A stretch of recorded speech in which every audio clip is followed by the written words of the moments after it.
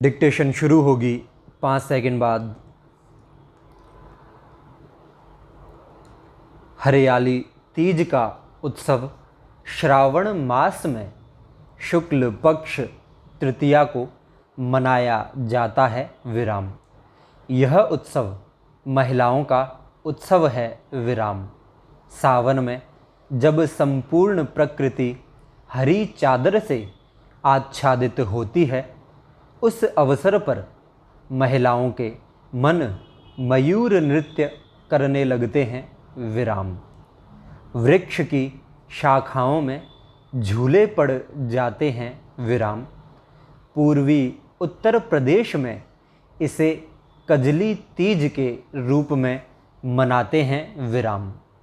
सुहागन स्त्रियों के लिए यह व्रत काफ़ी मायने रखता है। विराम। आस्था, उमंग, सौंदर्य और प्रेम का यह उत्सव शिव पार्वती के पुनर्मिलन के उपलक्ष्य में मनाया जाता है। विराम। चारों तरफ हरियाली होने के कारण इसे हरियाली तीज कहते हैं। विराम।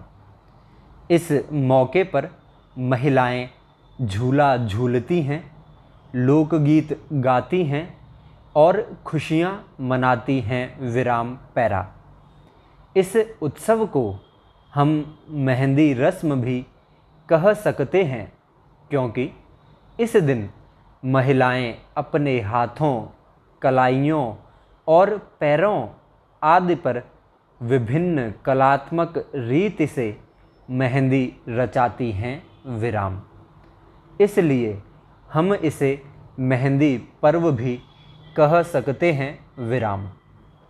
इस दिन सुहागन महिलाओं द्वारा मेहंदी रचाने के पश्चात अपने कुल की बुजुर्ग महिलाओं से आशीर्वाद लेना भी एक परंपरा है। विराम पैरा। इस उत्सव में कुंवारी कन्याओं से लेकर विवाहित युवतियां और वृद्ध महिलाएं सम्मिलित होती हैं। विराम।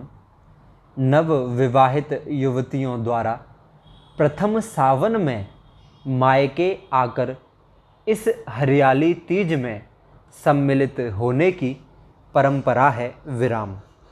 हरियाली तीज के दिन सुहागन स्त्रियां हरे रंग का श्रृंगार करती हैं। विराम। इसके पीछे धार्मिक कारण के साथ ही वैज्ञानिक कारण भी शामिल है। विराम। मेहंदी सुहाग का प्रतीक चिन्ह मानी जाती है। विराम। इसलिए महिलाएं सुहाग पर्व में मेहंदी ज़रूर लगाती हैं। विराम। इसकी शीतल तासीर प्रेम और उमंग को संतुलन प्रदान करने का भी काम करती है। विराम। ऐसा माना जाता है कि सावन में काम की भावना बढ़ जाती है। विराम। मेहंदी इस भावना को नियंत्रित करती है। विराम। हरियाली तीज का नियम है कि क्रोध को मन में नहीं आने दे। विराम। मेहंदी का औषधीय गुण इसमें महिलाओं की मदद करता है। विराम। इस व्रत में सास और बड़े नई दुल्हन को वस्त्र, हरी चूड़ियाँ, श्रृंगार सामग्री और मिठाइयाँ भेंट करते हैं। विराम। इनका उद्देश्य होता है दुल्हन का श्रृंगार और सुहाग हमेशा बना रहे और वंश की वृद्धि हो। विराम पैरा। कहा जाता है कि इस दिन माता पार्वती सैकड़ों वर्षों की साधना के पश्चात भगवान शिव से मिली थीं। विराम। यह भी कहा जाता है कि माता पार्वती ने भगवान शिव को पति रूप में पाने के लिए 107 बार जन्म लिया, फिर भी माता को पति के रूप में शिव प्राप्त न हो सके विराम। 108वीं बार माता पार्वती ने जब जन्म लिया तब श्रावण मास की शुक्ल पक्ष तृतीय को भगवान शिव पति रूप में प्राप्त हो सके विराम। तभी से इस व्रत का प्रारंभ हुआ विराम।